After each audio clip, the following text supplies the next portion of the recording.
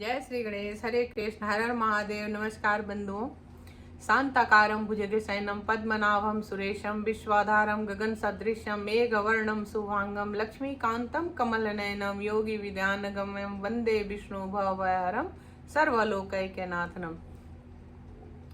मित्रों, आज अंतर यात्रा की यात्रा पर हम लोग चल रहे हैं चातुर्मास को लेकर।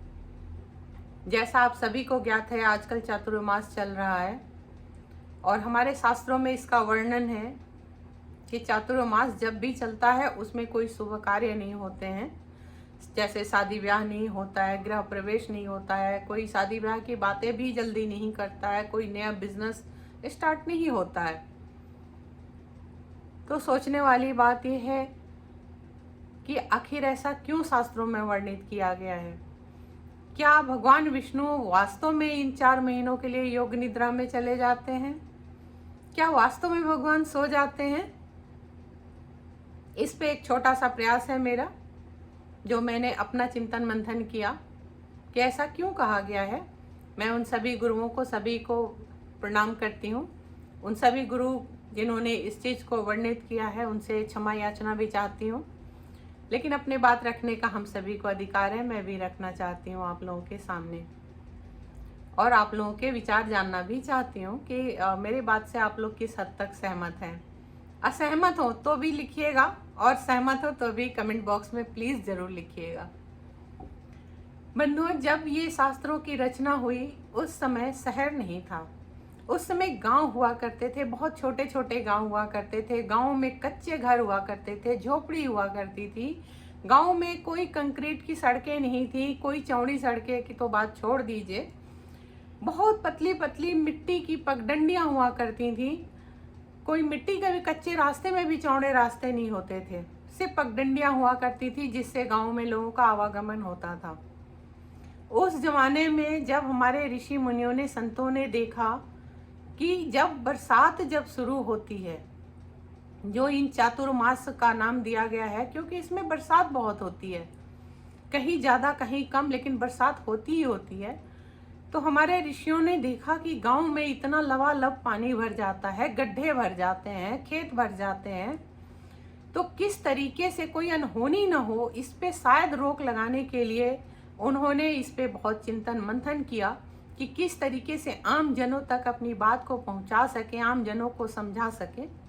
क्योंकि तब सोशल मीडिया का ज़माना नहीं था, मोबाइल नहीं था, टीवी नहीं थी, सिर्फ कलम चलते थे, शास्त्र लिखे जाते थे। और वही शास्त्र गांव में भी जो विद्वता जिनके पास होती थी, जो विद्वान लोग थे, जो पढ़ते थे, वो अपने विचारों को अपने चौपाल पे अपने गाँव वालों को बांटते थे, सिखाते थे। इन 4 महीनों को कैसे अनहोनी से बचाया जा सके, इसलिए एक नाम दिया गया कि भगवान विष्णु योग निद्रा में चले जाते हैं। लेकिन क्या वास्तव में भगवान योग निद्रा में चले जाते हैं? शास्त्रों में ही ये वर्णित है कि भगवान एक पल भी नहीं सोते। भगवान हर पल, आंख बंद है तो भी वो हर दिशाओं में, वो 10 दिशाओं में देख रहे हैं, हर तरफ उनकी निगाह है। वो सहस्त्र नयनों वाले, वो हर तरफ देख रहे हैं कहाँ क्या हो रहा है। क्योंकि ये भी वर्णित है कि जिस दिन भगवान आंख बंद कर लेंगे, जिस दिन भगवान सो गए, तो इस सृष्टि का में प्रलय आ जाएगी, सृष्टि का विनाश हो जाएगा। तो फिर ऐसा क्यों लिखा गया कि चातुर्मास में भगवान योग निद्रा में चले गए?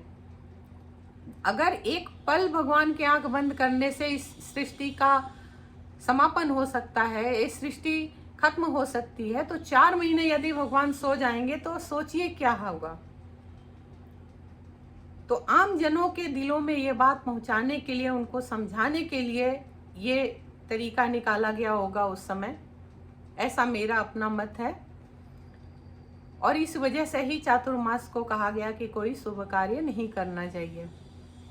दूसरी चीजें, जैसे इन 4 महीनों में खाने पीने की बहुत परहेज बताई जाती है।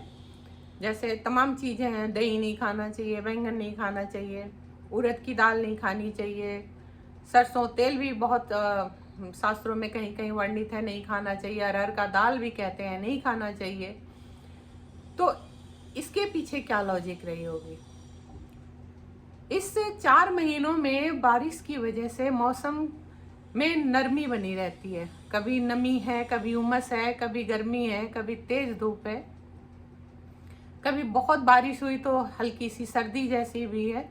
इस समय हमारी जठराग्नि पाचन तंत्र जो हमारा है वो बहुत बेहतर तरीके से काम नहीं करता और रोग बीमारी ज़्यादा फैलती है, क्योंकि बारिश की वजह से पानी भी जगह जगह लगा रहता है, जमा हो जाता है। अब तो चलिए शहर में निकासियाँ बहुत हैं, गांव में भी निकासियाँ हैं, फिर भी कहीं ना कहीं पानी का जमावड़ा रहता है, जिसकी वजह से मच्छर कीट मकोड़े बहुत उत्पन्न होते हैं और इसकी वजह से हमारा जो पाचन तंत्र है वो भी कहीं ना कहीं कमज़ोर रहता है। उनके कीट मकोड़े की वजह से सर्दी जुकाम बुखार की चीज़ें बहुत ज़्यादा हो जाती हैं, डाइजेशन की तकलीफ़ हो जाती है।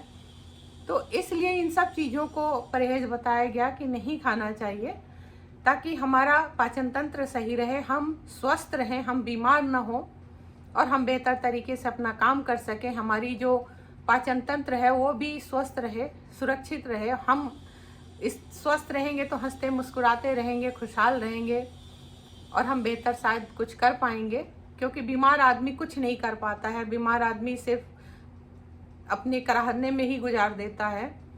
तो ऐसा मेरा मत है और बाकी आप लोगों के क्या विचार हैं इस पे, इसको ज़रूर आप लोग लिखिएगा। मैंने अपने मत को रखने का छोटा सा एक प्रयास किया है। अच्छा लगे तो सराहिएगा, बुरा लगे तो भी लिखिएगा। पिछली जो भी मैंने वीडियोस डाले हैं बहुत आप लोगों ने, उसमें कुछ मेरे मित्र हैं जिन्होंने कमेंट्स भी किए हैं, कुछ लोगों ने उसको लाइक भी किया है, कुछ लोगों ने सब्सक्राइब भी किया है, कुछ लोगों ने सिर्फ देखा है। उन सभी का दिल से हार्दिक आभार। जो देख कर चले गए हैं, जो नहीं देखे हैं उनका भी हार्दिक आभार। आज नहीं तो कल आएंगे। मित्रों, इसी के साथ आज की चर्चा को विराम देते हैं। हरे कृष्ण।